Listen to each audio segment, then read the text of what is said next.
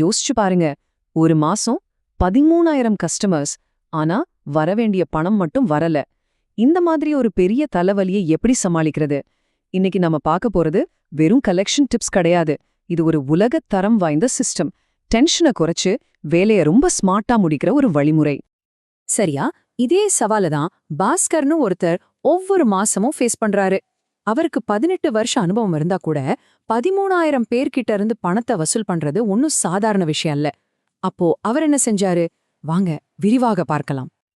ஆமா, 13,000 இந்த நம்பரை சொல்றதுக்கு ஈஸியா இருக்கலாம். ஆனா ஒவ்வொருத்தருக்கும் ஃபோன் பண்ணி பேசிட்டு இருந்தா வேலைக்கே ஆகாதுன்னு பாஸ்கருக்கு நல்லாவே புரிஞ்சுது.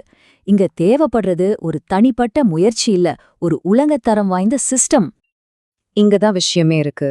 கலெக்ஷன்ங்கிறது கஸ்டமர் கூட போடுற சண்டை கிடையாது. அது ஒரு ப்ராசஸ். சண்டை சச்சரவு இல்லாம ரொம்ப ப்ரொஃபஷனலா கணிக்கக்கூடிய ஒரு அமைப்பை உருவாக்குறது தான் இதோட நோக்கமே. சரி, அப்போ இந்த சிஸ்டத்தோட முதல் ஸ்டெப் என்ன? நீங்க நினைக்கிற மாதிரி ஃபோன் பண்றதில்ல. அதுக்கு முன்னாடியே முக்கியமான வேலையெல்லாம் ஆரம்பிச்சிடுது. அதுக்கு பேருதான் தயார்படுத்துதல், அதாவது ப்ரிப்பரேஷன். முதல்ல என்ன பண்ணணும்னா, அந்த 13,000 பேரையும் ஒரே மாதிரி பார்க்காம அவங்களோட பேமெண்ட் பழக்கத்தை வச்சு 3 குரூப்பா பிரிக்கணும். இங்க பாருங்களேன், இதுல கிட்டத்தட்ட 60-70% பேர் பச்சை கேட்டகரி.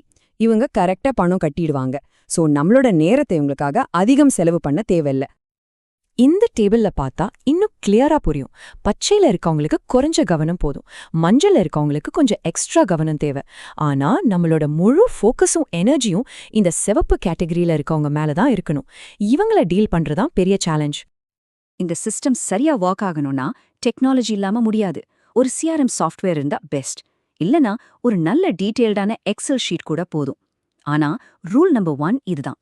நீங்க பேசுற ஒவ்வொரு ஃபோன் கால், அவங்க கொடுக்கற ஒவ்வொரு ப்ராமிஸ், சின்ன விஷயமா கூட எல்லாத்தையும் நோட் பண்ணி வைக்கணும். இது உங்களுக்காக மட்டும் இல்ல, கம்பெனிக்கு இது ஒரு முக்கியமான ரெக்கார்ட். ஓகே, இப்போ கஸ்டமர்ஸ பிரிச்சாச்சு. அடுத்தது என்ன? சொல்லுவாங்க இல்லையா, வருமுன் காப்பதே சிறந்ததுன்னு. அந்த மாதிரி தான் பேமெண்ட் லேட் ஆகுறதுக்கு முன்னாடியே அதை தடுக்கிறதுக்கு என்ன பண்ணலான்னு பார்க்கலாம் வாங்க. இதுதான் அந்த ப்ரோ ஆக்டிவ் பிளான். டியூ டேட்டுக்கு 7 நாள் முன்னாடி எல்லாருக்குமே ஒரு ஜென்டிலான எஸ்எம்எஸ் இல்லனா வாட்ஸ்அப் மெசேஜ். 3 நாள் முன்னாடி நம்மளோட மஞ்சள் சிவப்பு குரூப்புக்கு மட்டும் ஒரு ஆட்டோமேட்டட் வாய்ஸ் கால். பாத்தீங்களா, டேட் கிட்ட வர வர நம்மளோட அப்ரோச் எப்படி இன்னும் ஃபோக்கஸ்டா மாறுதுன்னு. சரி, நாம எவ்வளோதான் முயற்சி பண்ணாலும் சிலர் கரெக்ட் டைம்க்கு கட்ட மாட்டாங்க. அது சகஜம்தான். அப்போ என்ன பண்றது? இங்கதான் இந்த சிஸ்டமோட உண்மையான பவர் தெரிய வரும். இதுக்குன்னு ஒரு தெளிவான, ஒவ்வொரு நாளும் என்ன செய்யணுங்கிற ஒரு ஆக்ஷன் பிளான் தேவை. இந்த பிளான் எப்படி ஸ்டெப் பை ஸ்டெப்பா போகுதுன்னு பாருங்க. முதல் நாள் பணம் கட்டினவங்களுக்கு நன்றி சொல்லிட்டு கட்டாதவங்களோட லிஸ்ட்டை ரெடி பண்றதுல ஆரம்பிக்குது. அப்புறம் ஃபோன் கால்ஸ், வார்னிங்ஸ், அதுலயும் முடியலன்னா லெட்டர், ஃபீல்டு விசிட், கடைசியா மேனேஜ்மெண்ட் வரைக்கும் போறதுன்னு எல்லாமே ரொம்ப தெளிவா பிளான் பண்ணப்பட்டிருக்கு. முதல் தடவை ஃபோன் பண்ணும்போது நம்மளோட டோன் ரொம்ப முக்கியம். ரொம்ப ப்ரொஃபஷனலா, அதே சமயம் உதவியா பேசணும். வணக்கம் சார், ஸ்ரீராம் ஃபினான்ஸ்ல இருந்து கால் பண்றேன். நேத்து டியூ டேட் முடிஞ்சிடுச்சு, ஏதாவது பிரச்சனையா? எப்போ பேமெண்ட் எதிர்பார்க்கலாம்? இப்படிதான் ஆரம்பிக்கணும். அவங்க சொல்ற தேதியை உடனே சிஸ்டம்ல அப்டேட் பண்ணிடணும். இதை மறக்கவே கூடாது. இப்போ 5வது நாள் ஆயிடுச்சு. நம்ம பேசுற விதத்துல ஒரு சின்ன மாற்றம் தேவை.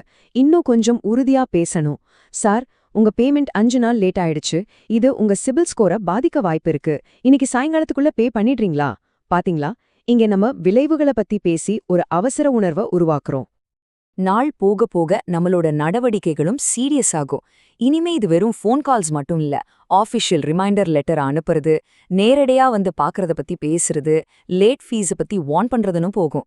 மாச கடைசிலையும் கட்டலன்னா மேனேஜர், லீகல் டீம்னு அடுத்த கட்டத்துக்கு விஷயத்த கொண்டு போகணும். இது எல்லாமே கம்பெனி பாலிசி படி தான் நடக்கும். மாசம் முடிஞ்சிருச்சு, கலெக்ஷன் முடிஞ்சிருச்சுன்னு வேலையை விட்டுற முடியாது. உண்மையான ஸ்மார்ட் ஒர்க் இனிதான் ஆரம்பிக்குது. இந்த மாசம் நடந்த விஷயங்கள்ல இருந்து பாடம் கத்துக்கிட்டு அடுத்த மாசம் எப்படி இன்னும் பெட்டரா பண்ணலான்னு யோசிக்கணும். இதுக்கு பேரு தான் கலெக்ஷன் எஃபிஷியன்சி அனாலிசிஸ். மாச கடைசியில நம்மளோட சக்சஸ் ரேட் என்ன? எந்த குரூப் கஸ்டமர்ஸ் கிட்ட இருந்து அதிகமா பிரச்சனை வந்துச்சு? ஏன் பணம் லேட் ஆச்சு? சம்பளம் லேட்டா வந்ததாலா இல்ல பிசினஸ்ல பிரச்சனையா? இப்படி மூல காரணத்தை கண்டுபிடிச்சு அடுத்த மாசத்துக்கான நம்ம ஸ்ட்ராட்டஜிய இன்னும் ஷார்ப்பாக்கணும். சுருக்கமா சொல்லணும்னா, இந்த சிஸ்டம்ல மாஸ்டராக இந்த 3 விஷயம் தான் முக்கியம். 1, எமோஷன்ஸை கண்ட்ரோல் பண்ணி எப்பவும் ப்ரொஃபஷனலா இருக்கணும். 2 கஸ்டமருக்கு உதவுற மனப்பான்மையோட கம்பெனி ரூல்ஸ்குள்ள என்ன தீர்வு கொடுக்க முடியும்னு பார்க்கணும். 3 எல்லாத்தையும் டாக்குமெண்ட் பண்ணணும். ஒவ்வொரு காலையும் ஒவ்வொரு ப்ராமிஸையும். இதுதான் வெற்றிக்கான ஃபார்முலா. கடைசியா ஒரு முக்கியமான கேள்வி உங்ககிட்ட நீங்களே கேட்டுக்கோங்க. நீங்க ஃபாலோ பண்ற கலெக்ஷன் முறை கஸ்டமர் கூட இருக்கிற உறவை வளக்குதா இல்ல உடைக்குதா? ஏன்னா ஒரு நல்ல சிஸ்டம் பணத்தை மட்டும் வசூல் பண்ணாது, அது வாடிக்கையாளர் நம்பிக்கையையும் காப்பாத்தும். அதுதான உண்மையான வெற்றி.